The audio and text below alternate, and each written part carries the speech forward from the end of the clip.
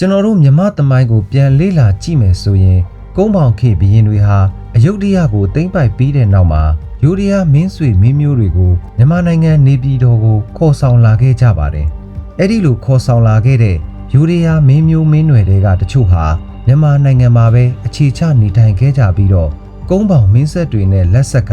မြန်မာမင်းမျိုးမင်းနွယ်တွေကိုရောက်ရှိလာခဲ့တယ်လို့သမိုင်းပညာရှင်တွေကရေးသားထားကြပါတယ်။ဒီကနေ့မှာတော့သမိုင်းစာမျက်နှာတွေမှာထင်ရှားခဲ့တဲ့ထိုင်းဘရင်သွေးမကင်းတဲ့မြန်မာတွေအကြောင်းကိုတင်ဆက်ပေးသွားမှာပါ။ထိုင်းဘရင်သွေးမကင်းတဲ့မြန်မာတွေထဲမှာအထင်ရှားဆုံးပြရမယ်ဆိုရင်တော့နိုင်ငံတော်သမ္မတဟောင်းဦးထင်ကျော်ရဲ့ဇနီးဒေါ်စုစုလွင်ပဲဖြစ်ပါတယ်။ဒေါ်စုစုလွင်ရဲ့အဘေးတော်ဆက်သူဟာကုန်းပေါင်ဆက်ရာဇဝင်ကိုပြုစုခဲ့တဲ့ဦးမမောင်တင်ပဲဖြစ်ပါတယ်။ဦးမမောင်တင်ဟာကုန်းပေါင်မင်းဆက်ကမင်းသားတစ်ပါးဖြစ်ခဲ့တယ်လို့အယုဒ္ဓယကနေခေါ်ဆောင်လာခဲ့တဲ့မင်းမျိုးမင်းနွယ်မင်းသမီးတွေစီကနေဆင်းသက်လာသူလည်းဖြစ်ပါတယ်။သူတို့ရဲ့ဆင်းသက်လာပုံကတော့စင်ဖြူရှင်မင်းနဲ့အယုဒ္ဓယကခေါ်လာခဲ့တဲ့ဘရင်သမီးတော်ဖြစ်တဲ့ကြောက်ဖွားစောခေါ်သခင်ဦးတို့တင်းမြတ်ရာကနေဆင်းသက်လာတာပဲဖြစ်ပါတယ်။သူတို့ရဲ့မျိုးရိုးမှာတခြားယိုဒယာမင်းသမီးမင်းမြေးတွေနဲ့လက်ဆက်တာတွေလည်းရှိခဲ့ပါတယ်။ဦးမမောင်တင်ဟာ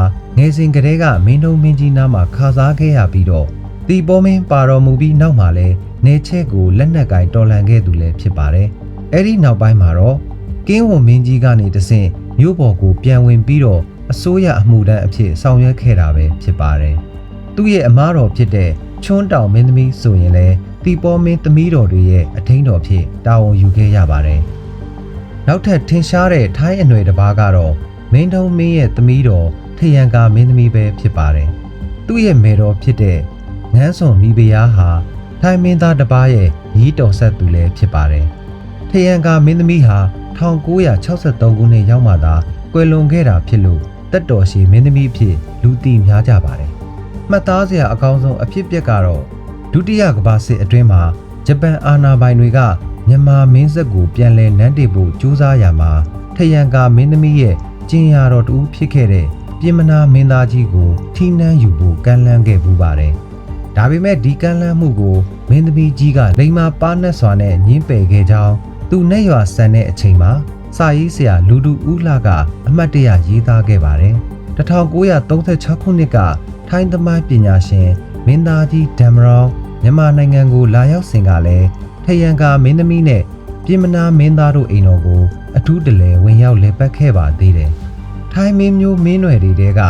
ကုန်းပေါင်မင်းမျိုးမင်းနွယ်တွေကိုရောက်လာတဲ့နောက်ထပ်တစ်ပါးကတော့မင်းတုံးမင်းရဲ့9ရွာတိုက်စားမိဖုရားကြီးပဲဖြစ်ပါတယ်။သူ့ရဲ့သားတော်30မင်းသားဟာမင်းတုံးမင်းရဲ့အရိုက်ရာကိုစက္ကန့်ဖို့အထိရီမှန်းခဲ့ရသူတွေထဲမှာပါဝင်ပါတယ်။ဒါပေမဲ့ကံကြမ္မာအလှည့်ပြောင်းရတီပေါ်မင်းနန်းတက်ဆမှာပဲတခြားမင်းသားမင်းသမီးတွေနဲ့အတူတူကွက်မြက်တက်ဖြတ်ခြင်းကိုခံခဲ့ရပါတော့တယ်။ကွယ်လွန်သူစာရေးဆရာမကြီးဒေါခင်မျိုးချစ်ဟာလည်းသူနဲ့သွေးမကင်းခဲ့တဲ့ဒီ9ရွာမိဖုရားကြီးရဲ့အိမ်တော်မှာကြီးပြင်းခဲ့ရကြောင်းကိုအမှတ်တရရေးသားခဲ့ပူပါတယ်။ဒီလိုမြန်မာမင်းဆက်တွေနဲ့သွေးနှောခဲ့ပေမဲ့နန်းတွင်းမှာသူတို့ရဲ့အနေအထားကဘလို့ရှိခဲ့တယ်လဲဆိုတာကိုလည်းစိတ်ဝင်စားစရာကောင်းလာပါတယ်။သမိုင်းပညာရှင်ဦးတန်းဆွေမောင်တန်းဆွေထဝယ်ရဲ့ရှင်းပြချက်အရ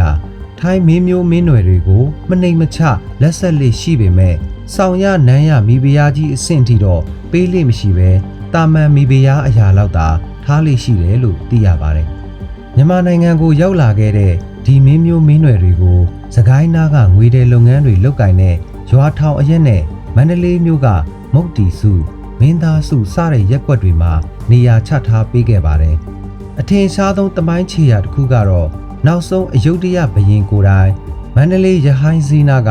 ပေါင်းလဲတိုက်မှာရဟန်းဝတ်နဲ့ပဲပြန်လွန်တော်မူသွားခဲ့တာပဲဖြစ်ပါတယ်။အချုပ်အားဖြင့်ဆိုရရင်တော့သမိုင်းဆိုတာအနိုင်ရှုံးတွေစစ်ပွဲကြီးတွေသာမဟုတ်ဘဲနဲ့လူမျိုးနှစ်ခုကြားမှာယဉ်ကျေးမှုတွေသွေးသားဆက်နွယ်မှုတွေပါရောရှက်နေတဲ့မှတ်တမ်းကြီးတစ်ခုပဲဖြစ်ပါတယ်။ဒီအကြောင်းအရာနဲ့ပတ်သက်ပြီးတော့လည်းမိတ်ဆွေတို့ရဲ့အမြင်တွေကိုလည်းကွန်မန့်မှာဝင်ရောက်ဆွေးနွေးပေးသွားကြပါဦး။နောက်ဗီဒီယိုတွေမှာပြန်တွေ့ကြပါမယ်။